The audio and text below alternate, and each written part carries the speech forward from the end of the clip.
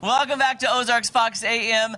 We're here at Price Cutter on East Battlefield to kick off Breast Cancer Awareness Month. The Making Strides Against Breast Cancer is kicking off officially tomorrow. The walk is on October 22nd. And we have more of our portraits of hope here with us. And again, guys, whatever happens, happens. We're keeping it real. We love to hear your stories. We're all in this. This is Jennifer, Laurie, and Lisa. We're going to start with you, Miss Jennifer. Can you tell our viewers a little bit about your story, how you were diagnosed, the type of cancer, and then what your journey's been since? Absolutely. Well, breast cancer has always been my biggest fear. My mom was diagnosed with breast cancer when she was 40 and passed away at 48. So that's always been the fear of mine, that I would get breast cancer. So I was diagnosed in October of 2020.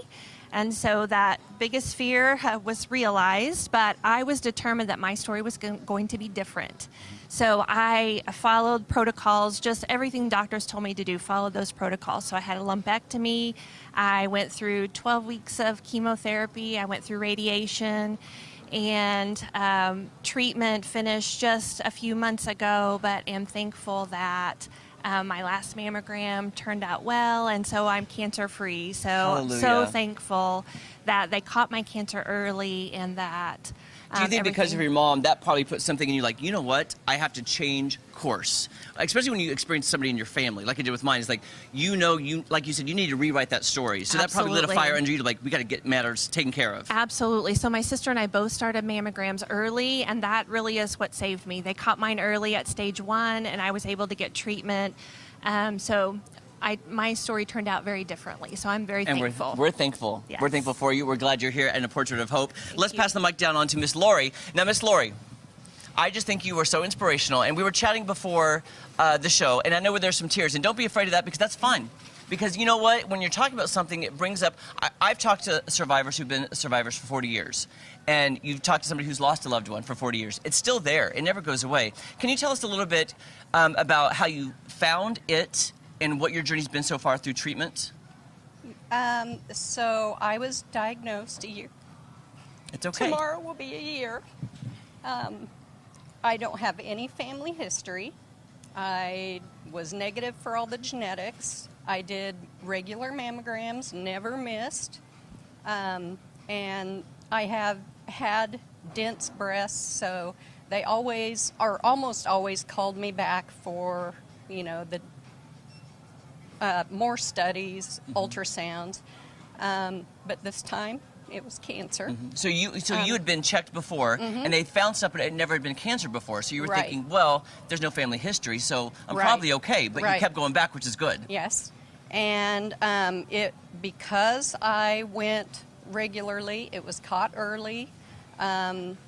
The type of cancer I have is normally, younger people normally get it. It's triple-negative breast cancer.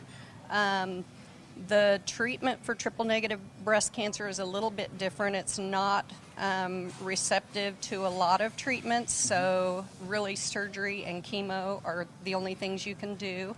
I was diagnosed October 1st, had a double mastectomy November 1st, and then I did 3 months of chemo. So now I'm done with treatment. We hope that the chemo worked. When will you know? When's your next checkup? Will you keep going back every 3 months, 6 months? I go every 3 months. 3 months. Really, they don't do any scans for me. I know a lot of people get regular scans. Mine is just lab work, and just I watch for symptoms and just stay in tune to my body. And How are you feeling today, though? How are you feeling? I feel great. That's Yeah. good. Yep. That's the best news ever. Is like you're feeling good. You caught it a year ago tomorrow, which ironically it's super. Like I get goosebumps. You found it on the start of Breast Cancer Awareness Month, Yep. and now a year later, you're telling your success story. And I want to help others. I want to, try to raise money for a cure. Absolutely, and we're glad you're here. That's why we're all here. Let's pass the mic on down to Lisa, because we're doing good so far, keeping our tears in. Lisa, we're doing good so far. Lisa, tell us a little bit about your story. Well, I am not a breast cancer survivor, but I advocate for ACS CAN, and also lobby every year for research dollars for the federal level, and also for Missouri Healthy Women. We lobby for that for people, for women that need to get mammograms and pap smears that may not have insurance, not have enough insurance.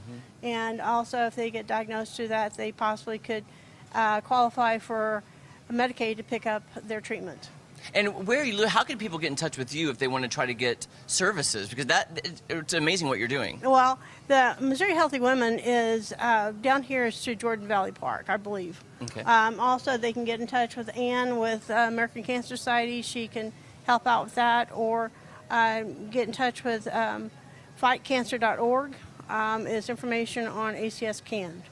What made you want to get into this field? Because I've met you before and we've talked, and you have such a loving heart. Is there a story that got you to say, I need to help other women?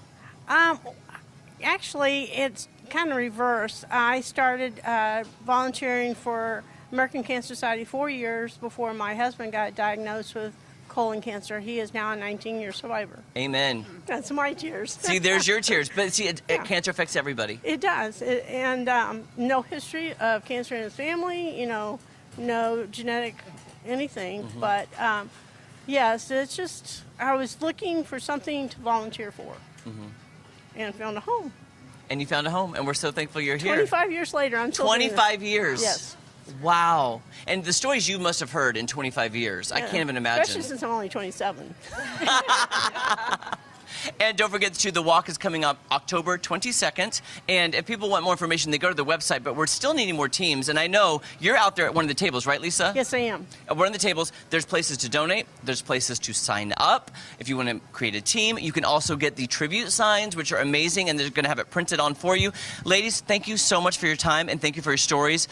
You are heroes, seriously. You survivors are the heroes, and that's why we're doing this. So let's toss it back to the studio before we start sobbing, crying out here, guys. Sorry about that. No, I was going to say there have been a lot of tears this morning and a lot of great stories that we've heard from the survivors, and cancer does bring people together.